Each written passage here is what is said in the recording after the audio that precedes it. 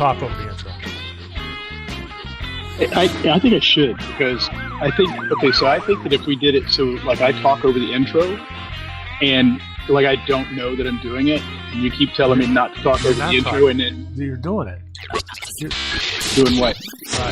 Welcome to Jeremiah Creek, and that was Bull Garlington talking over the intro. One more time. Man, when you hear the music, you have to stop talking. It's so pretty, and it just inspires me.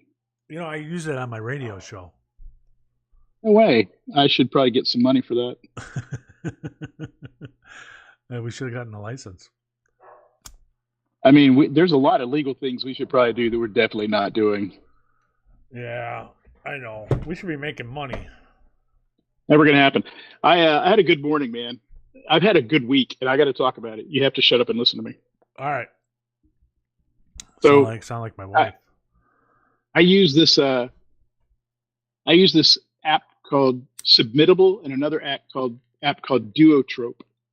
And what they are is they're the submission portal for almost every literary magazine out there. So you're like submissive? Right. You're submitting? Yeah.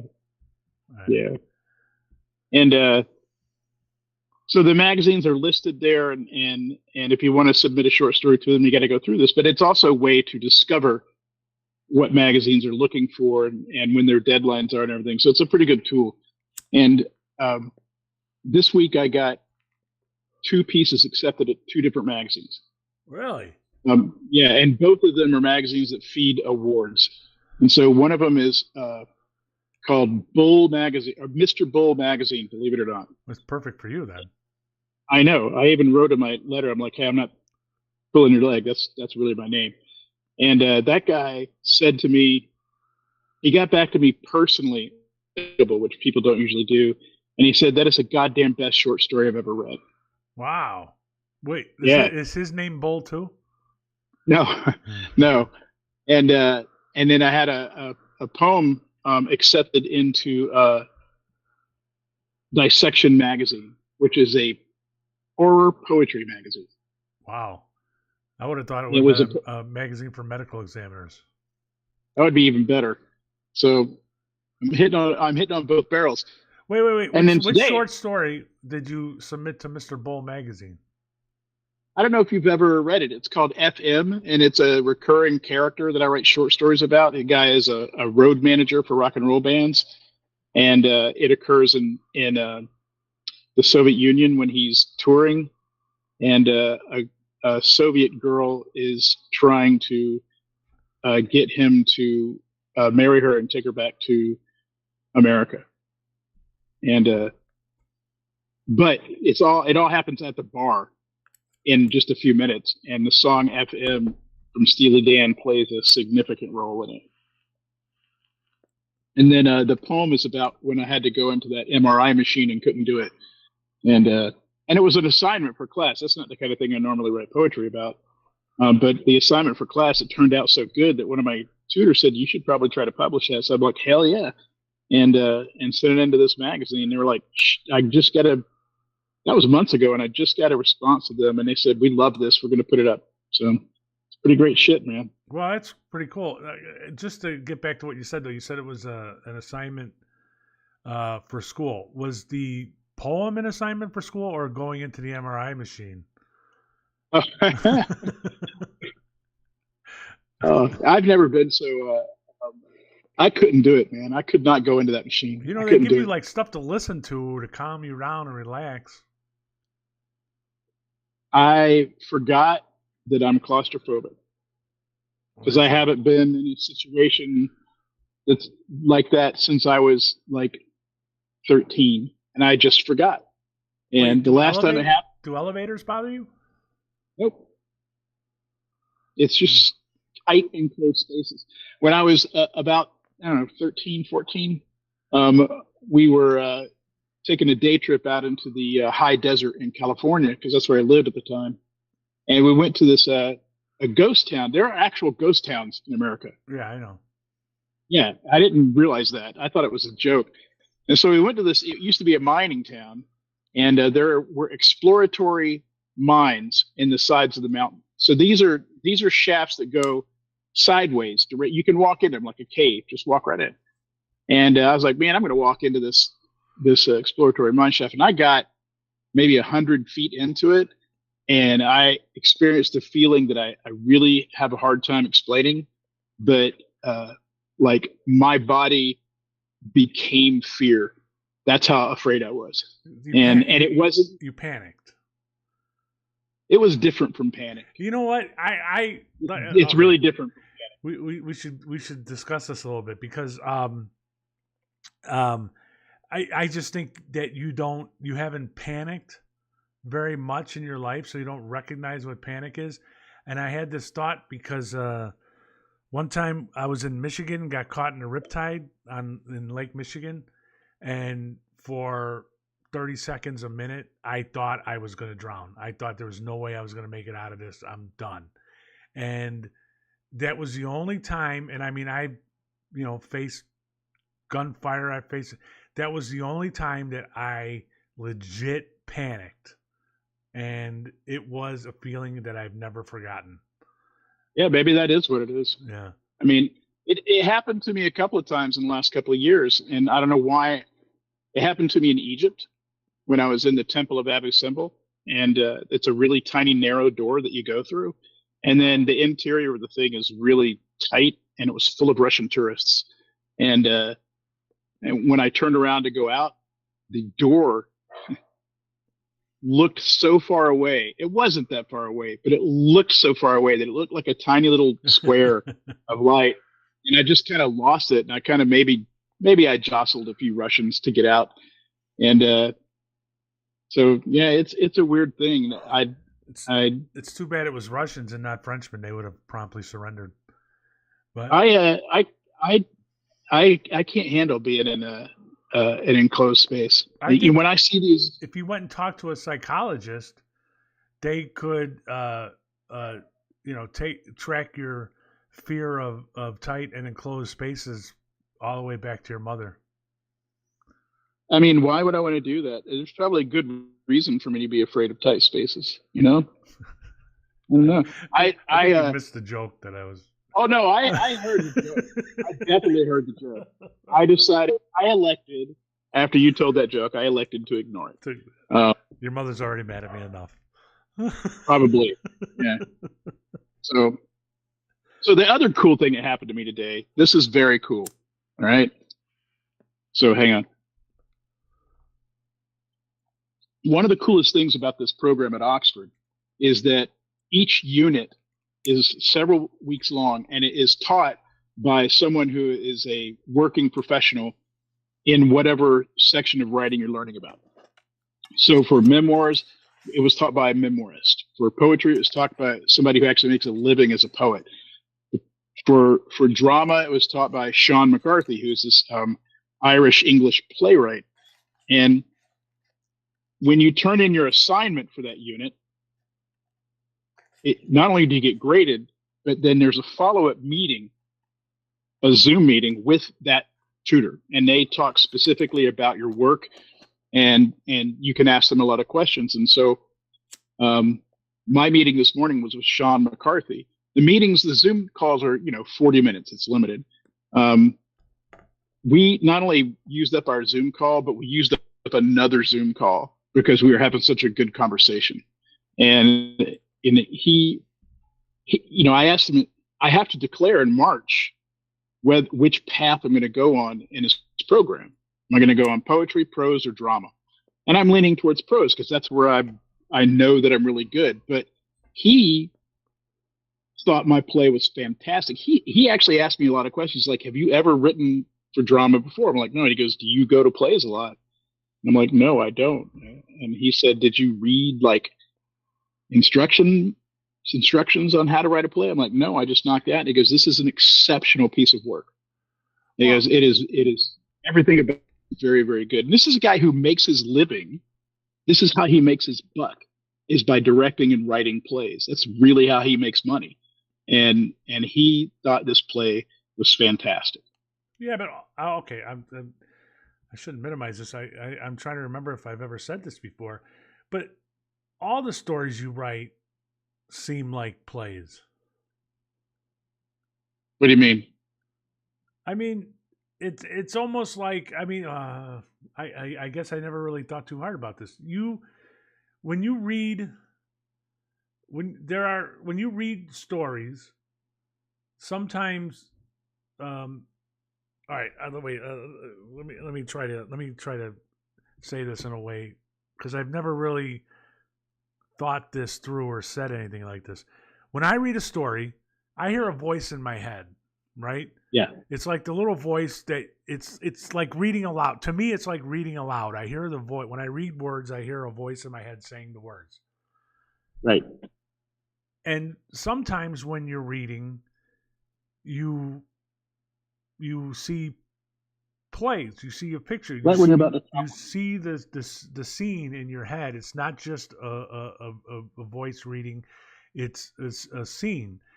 And most of the time when I read your stuff, it's to me it's like reading a play.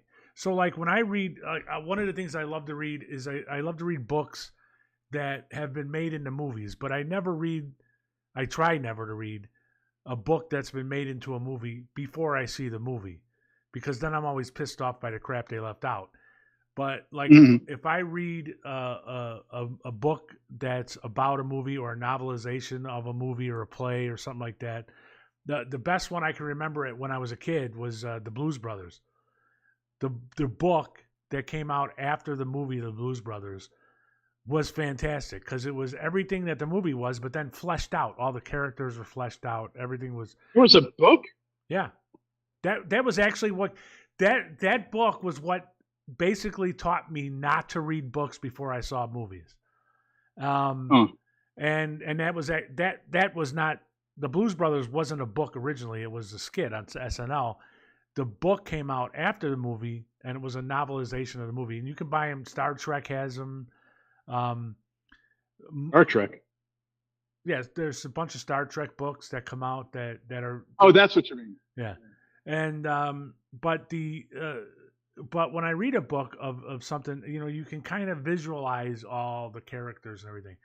And in your stories, most of the time when I read your stories, I do that normally. I can visual like that's gratifying. Is the one he read the one about the saint in the desert? That guy gets. Yeah.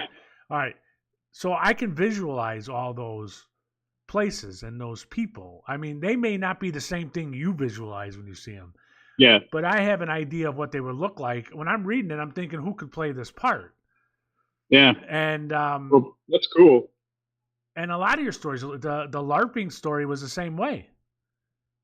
Well, I mean, I try really hard to descriptive writing is one of the things I work the hardest on, because that little voice in your head that you're talking about, that's who every writer is writing to. And that's the thing that we're trying to control and manipulate. And I say control and manipulate, but really what I mean is that every writer is serving that voice. And if you don't write for that voice, then the story never makes it to your reader, and so you have to, there's a whole science behind capturing people's inner voice and their suspension of disbelief. And I work really hard on that. In revision. I think you should take your book about the trip to Egypt and write it into a not a mini series, but what do you call it? Limited series, like 8 episodes. You should write like 8 episodes. But then you that'd be pretty funny. You should tell your wife that you want to get somebody to play her that's like completely opposite of her and looks like I don't know. I can't think of anybody right off the top of my head, but somebody that's opposite. Dark haired. If you could clone Amy Adams, you want to get Amy Adams to play her. Oh, and she can sing too. Actually, I did start writing a treatment for the full English, and I just didn't keep going on it because I hate to write stuff I don't know. I just couldn't go on it. So I'm not done yet though. It got even better today. And that is, I finally said to him, went through a lot of things, and I said, look, it seems to me that the place where writers actually make money right now is in television. And he goes, oh yeah. He goes, that's people that are writing for TV are getting salaries and residuals and they're getting hired to fix scripts. And so he goes, it's a pretty good place to be if you're a writer. You know, he does this. He writes for Netflix and some other places. And I said, so, you know, I got you on the horn and everything. I'm going to pitch you an idea. And he goes, hell yeah, go ahead. And I pitched him this idea that I have for a series. He goes, that is fantastic. He goes, you can absolutely sell that. Wow. But how, So, well, who do you sell it to? How do you, as somebody who's never done it before, sell something like that? well, that's not going to be easy, but part of the way I do it is by it's the other part of this course at Oxford, and that is that those people that are your tutors, because they're professionals, they know people in the industry. You can network with them. Network with them, but there's also things like the BBC has twice a year. They have an open door policy for non-agented writers, and you can. So he told me today. He goes, "Look, you need to work this out." He says you need to find out what the story is really and truly about, and then you need to write a fucking fantastic pilot. And so that's probably what I'm going to write for my portfolio. But I think I've got a really sellable idea. And you know, it's and I'm not going to tell you about it on the air. Well, once you sell it or get, and then let's me and you work together, because I have an idea for. So here's the other thing that happened since we last talked. Yeah, it keeps going. So I don't remember if I talked to you about me helping out a guy that was a public speaker. Did we talk about that? No. So, you know, I started out in Orlando at the Orlando Sentinel. And so I have a lot of friends or acquaintances that are alumni of that newspaper. And they all went on to careers in like PR and marketing and stuff like that, and stayed with newspapers forever. One of them was this guy named Gary McKechnie. And we were never actually friends. We worked at the same place at slightly different times and knew all the same people and like just never talked to each other. You know, does that make sense? Yeah.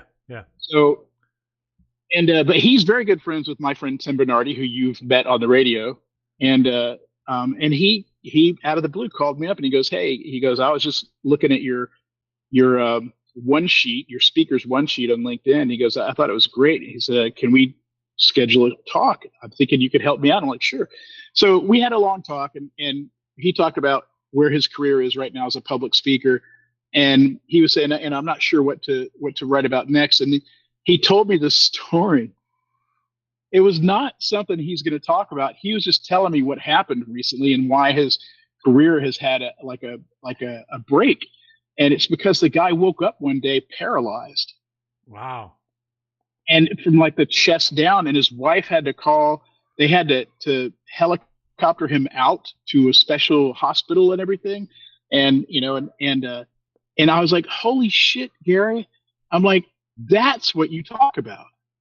That's your talk. And he goes, and I go, do this right now. And so he goes, yeah, I can talk about how much the helicopter ride costs and what happens when you're paralyzed. I'm like, no. So Gary, take me back to that moment when you're laying on the floor and you're looking up at the ceiling and you realize that you're paranoid. That moment, that's where you start.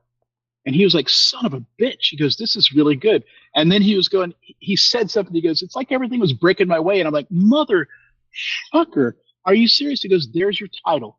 I said, that's the title of your speech. So I basically helped this guy put together like a talk that's going to net him like 25 grand a pop for these things. And so, because we were talking, his former career was he supplemented his main speaking stuff with being a cruise ship speaker, right? And so I was like, I know about cruise ship speaking, or I thought I did. You don't get paid, right? You don't get paid to be a cruise ship speaker or an author. That's why I've never looked into it. But I also didn't really understand how it works. And so Gary walked me through how it works, and he is going to help me pitch the Eating Goods at Price stuff as a cruise ship enrichment program. Wow. Won't get paid. All right, I won't get paid, but you know what I will get? What? 4 or 5 if they like it. This guy and his wife went on trips 4 or 5 times a year on cruises, all expenses paid. They eat for free. They get everything that a regular guest gets, and he has to give 2 speeches during that time. That's worth it. That's like getting paid. It's in terms of exchange of value, it is way on my side. And my wife loves going on cruises. I hate cruises. My wife loves going on cruises more than anything in the world. But I'm like, this is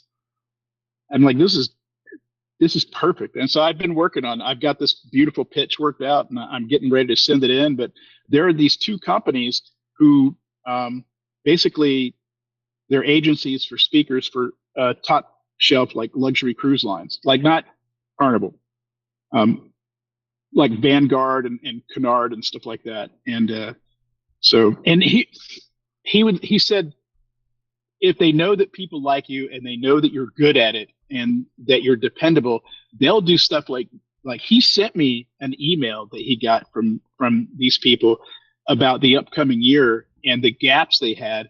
And it was like 6 different cruises. And they said, "Can you speak on these?" and they said, "This other one starts next week. Is that too soon?" And it's like, holy crap. Well, what kind of stuff could you do? Was there anything I could do, you think? I don't know. I mean, I'll send that stuff to you, but there's 2 kinds of speakers, and it turns out I can do both of them in the same program. They're destination speakers, so you need to be able to talk knowledgeably about one of the places they're cruising to. Well, I can do that. Yeah. I can do France, Spain, England, Egypt, the Bahamas, Mexico, Belize. I got it covered. And then the other thing is called enrichment speaking. And so like what Gary used to talk about is he gave these speeches about the Beatles and a couple other things, about Florida and some other stuff. But it's people, they just want to learn something, I can do this about the Eating Vincent Price book. And I can give a 45-minute speech about that. Nice pen, by the way. A 45-minute speech about that book. And that's an enrichment thing. And there's tons of stuff that goes along with it. And people will be, it's the perfect audience for it because they're millennials or boomers. And it's a perfect audience for it. So you got to have a little experience, but you've probably got enough experience. But you got to have something to talk about. Personally, yeah, I think that if you talk about something having to do with law enforcement, that's an enrichment thing that they might consider. Huh. And I'll send you the stuff after I do it. I'm not going to send it before, you son of a bitch, because you always get stuff before me. Well, right? Yeah, no, go ahead. But I'll try and think of some. I can't think of anything like off the top of my head that I would speak on. But we've done speeches. I know I could stand up in front of a crowd and speak. You can just talk about being a Chicago cop, and I mean, think of it's 45 minutes. So think of like 4 good stories about being a cop, and then there's an introduction and there's an outro, and you're covered, Yeah. And just make sure. I mean, I love that story you used to tell about the guy walking in front of you with a sword. Oh yeah. Yeah. Although it's not really long enough, but there's stuff you can talk about, But again, I'm not going to help you do that yet, because if I do, then you'll get it before me, and then I'll never. Well, speaking of writing, you can help me with something else. All right. So my rates are incredible, Dave. So my radio show. I go to Oxford. So my radio show, I do mostly music and everything, but I wanted to. I need ideas to start coming up with. So I started writing an outline, and I figured, okay, I got 3 weather reports an hour. I do all my commercials right before my weather report, and then after the weather report, I'll talk. If I have a story or something, or if I see something in the paper, I will talk. But I only come up with 2 minutes because I haven't been preparing enough. I realize that. So I came up with an outline to try to figure out, 2 or 3 topics per hour, and then try to do 5 to 10 minutes so that I'm easing my way into a talk show, because I still have to play music, and I've been having trouble, so I need you to help me come up with ideas for stuff. I've been looking up stuff in the paper, and I'm supposed to stay away from politics. I don't know how serious they are now. The station manager who told me that left, um, so I don't know how serious they are about that. If I ran a radio station, I would be pretty serious, unless we were a talk radio show. Right, and I'm just trying to ease into that. So I've been talking about Yeah. stuff. Basically, my overarching kind of thing is a guy who moved here from Chicago who's learning about the county in which I live, the Appalachian Mountains. So a way I figured is I could tell stories about Chicago and what's different about here, or I could tell stuff that I've learned that's interesting that's here, stuff like that, restaurants and Yep. stuff. And Man, talk about food. Always talk about food. Like if you all the stuff we've ever talked about, like pie cut pizza versus square cut pizza, and what goes in a hot dog, and all that kind of stuff, that's going to go over in Tennessee too. But you can also talk about your experiences with Appalachian food, like you have a grits diary, and have a biscuit. Talk about your experience trying to make biscuits or eat biscuits or something. I don't know, but look up some unusual food or in the area. And I mean, is there a turkey farm nearby? Do they have turkey oysters? actually, Because I just we had people over for the Super Bowl the other day, and somebody was bringing. They go like, "Hey, I'm going to bring some ribs and some compressed watermelon," and I'm like, that's something I wouldn't expect in rural Tennessee. "What the hell is compressed watermelon? I've never heard of it." Oh And yeah, it's like a slab, right? yeah, it's like a slab of watermelon, and he pulled all the air out of it, so it was in one of those airtight. You know how the food saver thing. Yeah.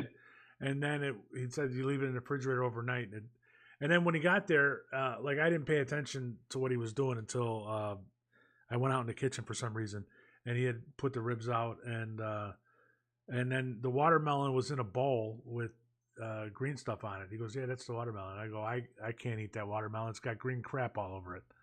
And he goes, "That's arugula." And I'm like, "You turn watermelon into a salad?" So you're friends with the metrosexual cook, is what you're saying. Well, that's a whole nother story too. I don't know about.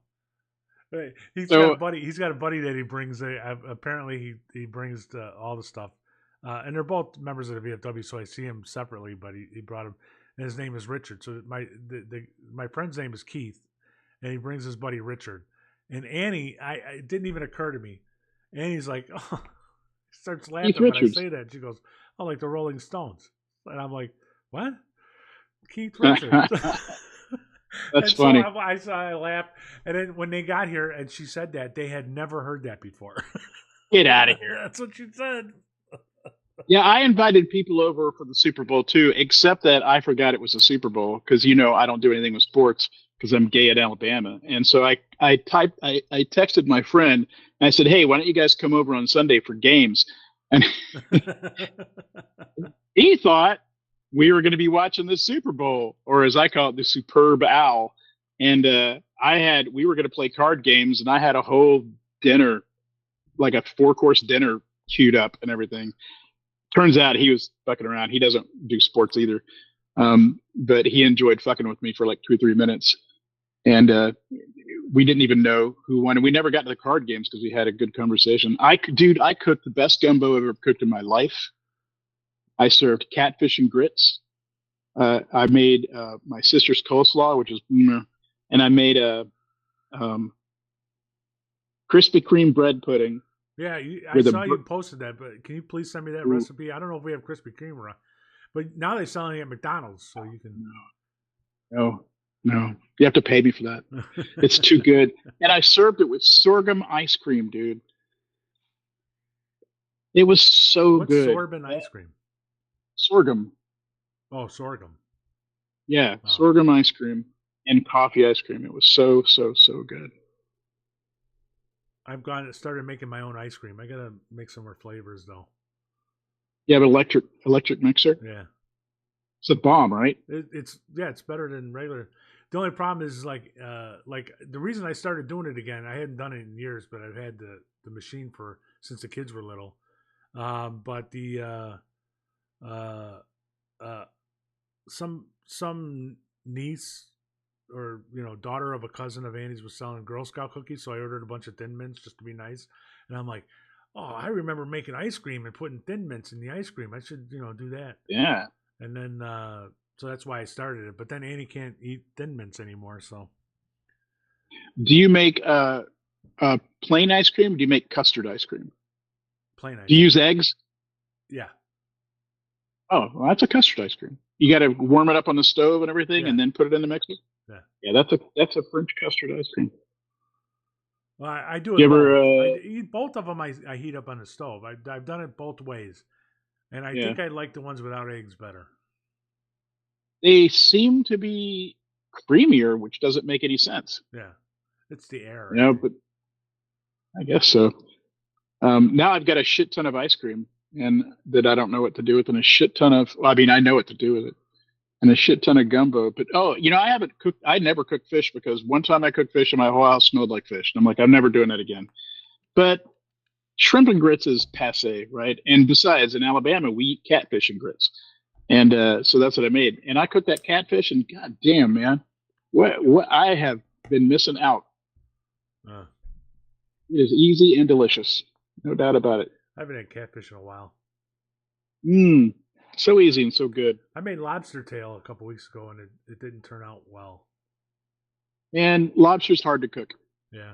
Because it really needs to come right out of the water, and you have to. That's one of those things you got to practice. You know what I mean? I baked it.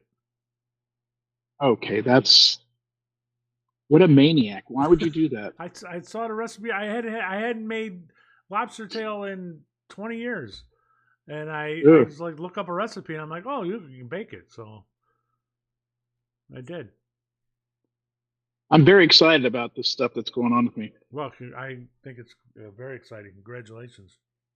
And this guy is older than us. He's 72, and he's still going strong, working in plays and productions and stuff. And so I said to him, like, look, you can see me because we're on Zoom. I'm like, I'm planning to go full bore into this stuff.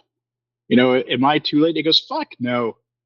He goes, look at me. I'm 72. He goes, I'm not the only guy, out there like this. He goes, it's your work is the only thing that matters. He goes, your age doesn't matter.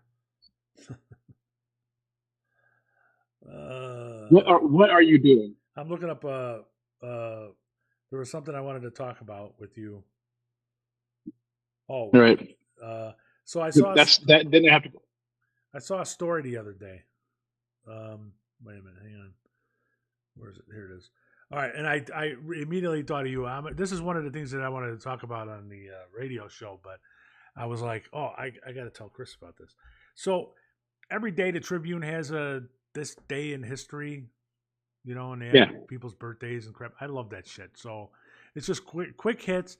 But then every once in a while I come across a story. I'm like, I never heard of that, so I want to go look it up. So a couple days ago, there was a story about somebody who tried to kill Cardinal Mundelein, who was the Archbishop of Chicago. He was the Cardinal of Chicago back in 1916. Tried to kill Cardinal Mundelein, the governor of Illinois, the mayor of Chicago, and 300 priests and other people who were at a dinner honoring Cardinal Mundelein when he became a cardinal at the downtown city club. It was an anarchist. And I'm like, wow. I grew up in Chicago. How could I have never heard? And I mean, I was Catholic. I've never heard this story before. So, well, I mean, the Catholics aren't going to tell you about it. Well, they survived. Only one person died, but it was so interesting because so what this person who tried to kill him was a cook, got a job down there, and was an anarchist, and decided that anarchists go after religious people for whatever reason. And so they were going to kill all these priests and the cardinal and the governor. And so he put arsenic in the soup.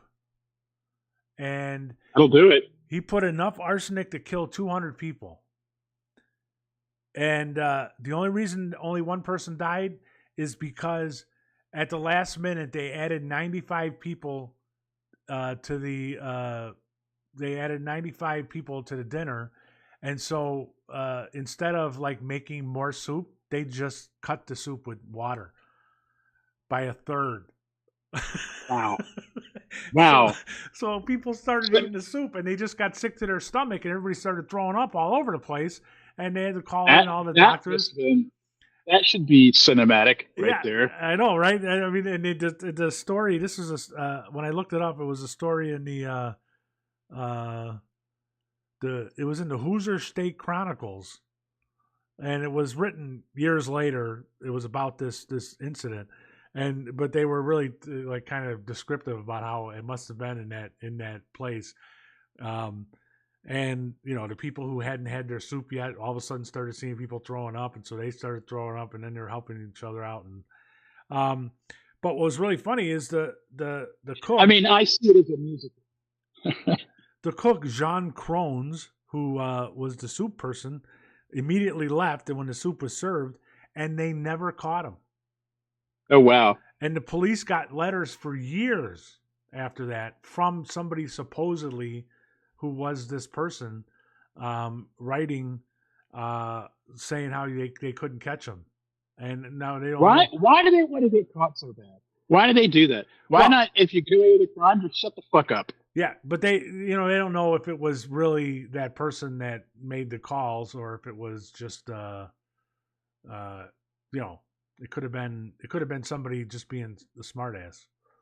So, but it was an interesting story, and I can't believe it. Like, this is not something that I mean, I'm a big history guy, and I was a big Chicago guy, and I never heard this story before.